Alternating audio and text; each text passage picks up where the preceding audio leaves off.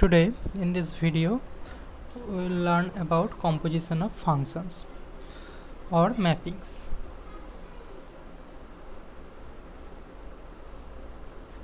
Now let us consider two different functions f from a set A to B. F is a function from set A to B, and let us take another function g, which is from set B to C. The function g is defined from the set B to C. Now if we draw it by Venn diagram,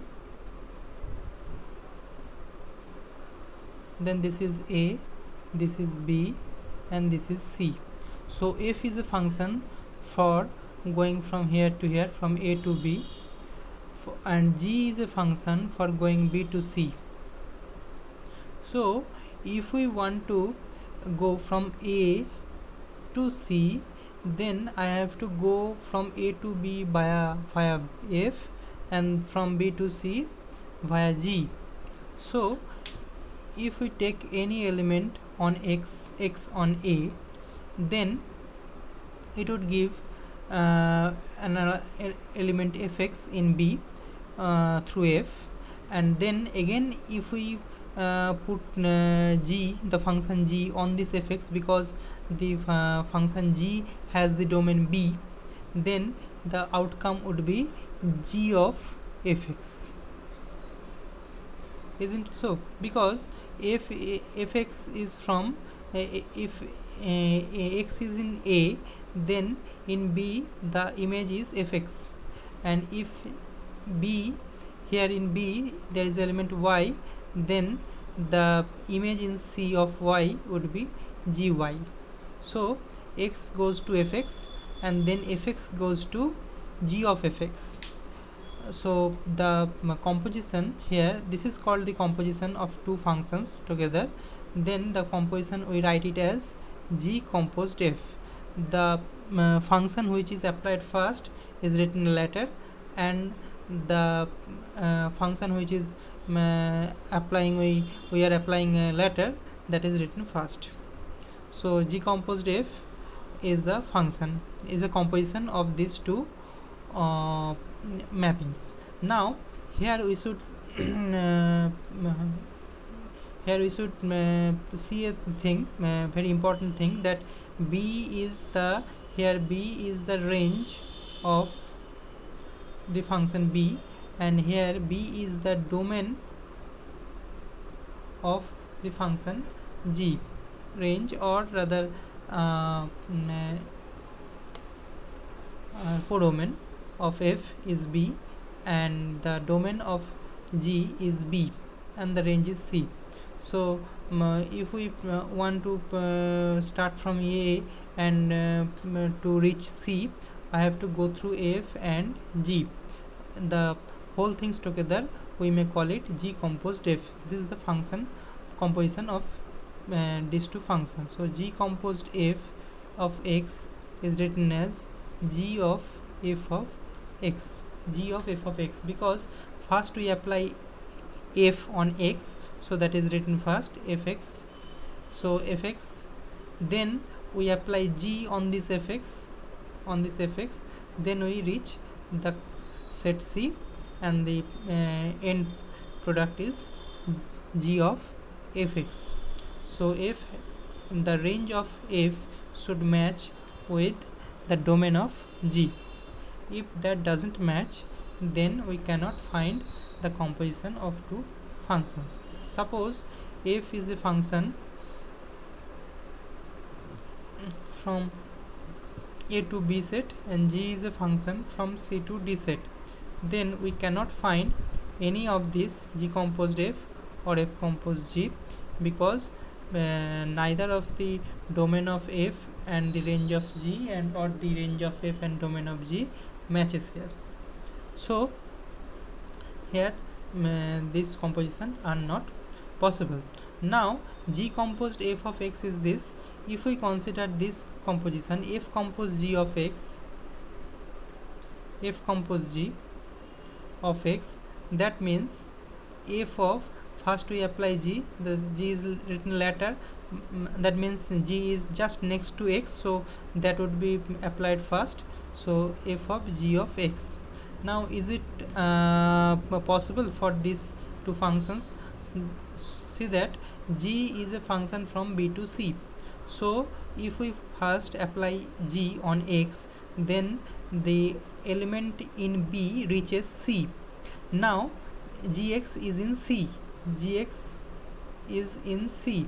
Now if we apply f on that gx, but if the domain of f is a, that is not c, so we cannot apply f on gx, because f the domain of f is a, so the f should be applied on the elements of a, not on c. But the gx is an element in c, so this is not possible, simply because the here g is written later, so the range of g doesn't match the domain of f. So here f compose g of x is not possible for this particular function. So the important thing here is that g the important thing is that what we should remember here, that this is a very important point. We should remember that g composed f is defined when it is defined when the range of f is a subset of domain of g. Range of f is a subset of domain of g, because that means that domain, this is the domain of g, suppose b, and this is c, and this is a. So the domain range of f, the whole images of the sets in a should be within the domain of g. If g, the domain of g, here is g and here is f, if the domain of g is whole of b and the range of a is this set, then this set should be within the domain of g, so that all the this composition is possible here. Because I have to if we apply f here, the fx would be here, fx should lie here in this set, and if this set is within the domain, then the g we could apply g on the sets on the elements from this range of f, and that would be that would become the image of that would become the say elements of c. That means the images of these sets would be in c. So then we will travel from a to c via these two functions, or the composition of these two functions. So this is very important here. The range of f should be the domain of within the domain of g, that means the subset of domain of g. So this is very important point, we should remember about it. Okay, now similarly, if we consider the function as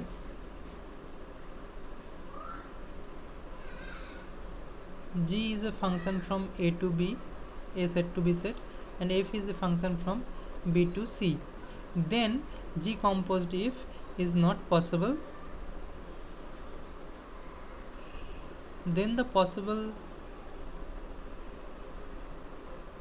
suppose this is b, a, b, c, this is a, this is b, and this is c. So g is from a to b and f is from b to c. So we have to first apply g, then apply f. So if we have to first apply g, so g would be written later, m and f would be written first. So f composed g, here g composed f is not defined, here f composed g is defined. So f composed g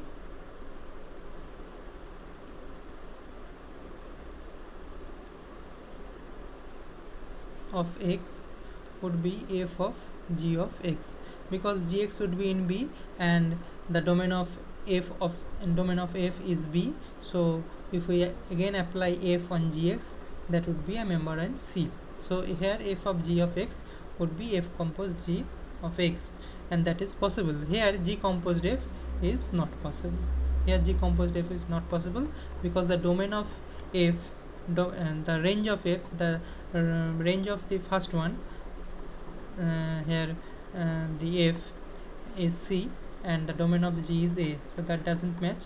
So G composed f is not possible because the range of f is not domain of G. So here G composed f was defined because range of f, the range of the latter part is subset of the domain of the first part. Similarly, here the range of the latter part, that means the f is not the subset of the domain of the first part. The range of the latter part f, here range of f is C, but that is not the domain of G, or that does not include, if that does not include domain of G, or that is not included in the domain of G, then the composition G composed f is not possible. In this picture what we have drawn here, in this, from this picture, G composed f is not possible because f through f any element in B goes to C, and C is not the domain of G, so G cannot be applied on the elements of C. G can be only be applied on the domain of on the domain set A. So but the fx goes to the elements, fx is the are the elements of C, so G cannot be applied on the elements of C. So G composed f here is not possible. So this is all about composition of mappings. Now there are some theorems on this composition of mappings. We should learn about that.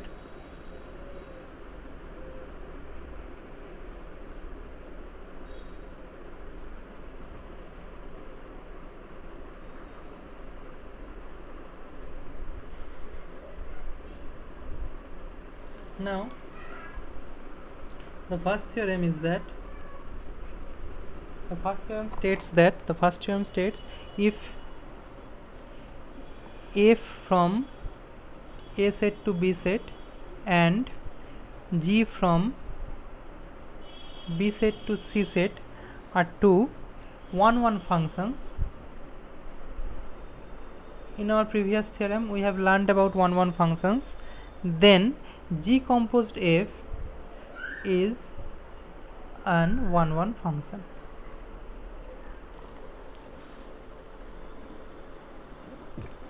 Is a 1-1 function. Why?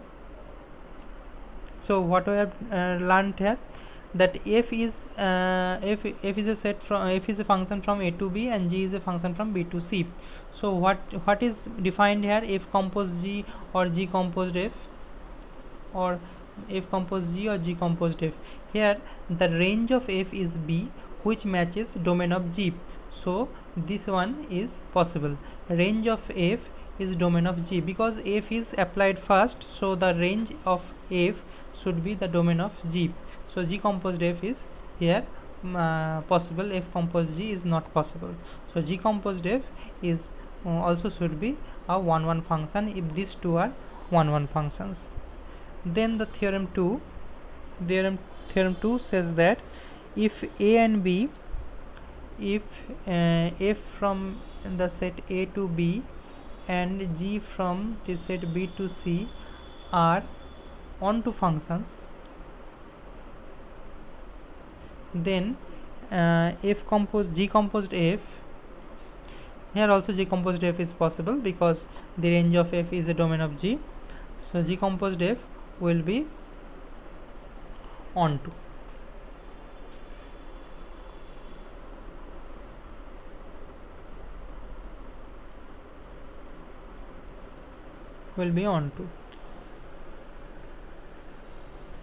And another thing that is related to associativity, if here we will compose three functions, f from A to B, then G from B to C, and H from suppose C to D, then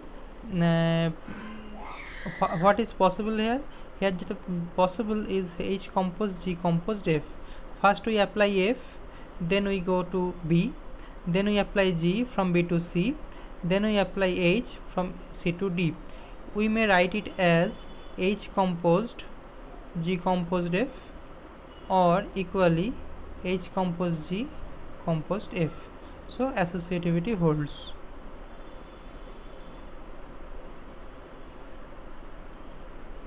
So associativity holds for the composition of mappings. So these are all the things about composition of functions or mappings.